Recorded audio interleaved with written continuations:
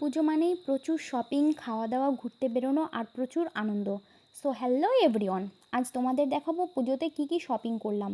যদিও এবার আমার পুজোর শপিং করতে বেরোতে বেশ দেরি করে ফেলেছি।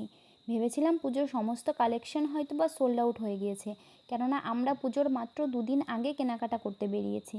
কিন্তু সত্যি বলতে কালেকশন কিন্তু বেশ ভালো ছিল। আমরা গিয়েছিলাম রানাঘাট, ভেবেছিলাম রানাঘাট জাস্ট একটু ঘুরে দেখব, তারপর চলে যাব কাঁচরাপাড়া। কিন্তু রানাঘাটেই সমস্ত কিছু পছন্দ হয়ে যায়। যাই হোক, প্রথমে হাজব্যান্ডের জন্য কেনাকাটা করছিলাম। আমার সবথেকে বিরক্তি কোথায় লাগে জানো তো? তার এ টু জেড সমস্ত কেনাকাটা আমার চয়েস করে কিনতে হবে। আর যখন আমারটা কিনবো তখন বলবে আমি বুঝি না, তোমার যেটি পছন্দ হয় তাই নাও। কী আর বলবো। যাই হোক, এরপর মেয়ের জন্য কিছু খেলনা দেখছিলাম। সত্যি টয়েস দেখলেই এত যে কিনতে ইচ্ছে হয়, নিজেও যেন বাচ্চা হয়ে যায় তখন। দেখো এই পুচকু পুচকু টয়েসগুলো কি ভালোই না লাগছিল।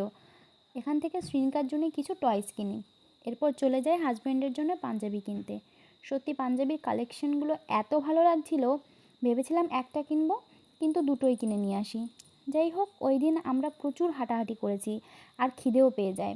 আর সব সময়ের মতো খাবার অর্ডারের দায়িত্ব থাকে আমার। আর খাবার লিস্টে যাই থাকুক না কেন, আমার চোখে পড়ে শুধুমাত্র আমার সবথেকে প্রিয় বিরিয়ানির দিকে। এরপর খাওয়া দাওয়া কমপ্লিট করে আবার চলে যাই কেনাকাটা করতে। শ্রীনিকার জন্য জুতো নেওয়ার ছিল, আর কিছু টুকিটাকি কেনাকাটা ছিল। আর এখানে যে বেবিদের এত সুন্দর জুতোর কালেকশন আছে সেটা তোমরা দেখতেই পারছো। কিন্তু সবথেকে দুঃখের কথা হলো, একদম ছোট বেবিদের কোনো ভালো জুতোই ছিল না। তাই কী আর করব, মোটামুটি একটা জুতো পছন্দ হয়েছিল আর সেটাই নিয়ে চলে আসলাম। আর এই যে দেখো, এগুলোই কিনেছি। আমার জন্য একটা শাড়ি, মানে শিফনের শাড়ি, যেটা অনেক দিন ধরে কিনবো কিনবো করে কেনা হয়ে ওঠেনি। আর একটা গাউন, যেটা আমার খুবই পছন্দ হয়েছিল। হাজব্যান্ডের জন্য একটা শার্ট, দুটো পাঞ্জাবি।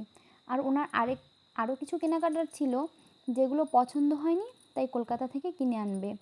আর মেয়েরগুলো তোমাদের আরেকটি ভিডিওর মাধ্যমে শেয়ার করব।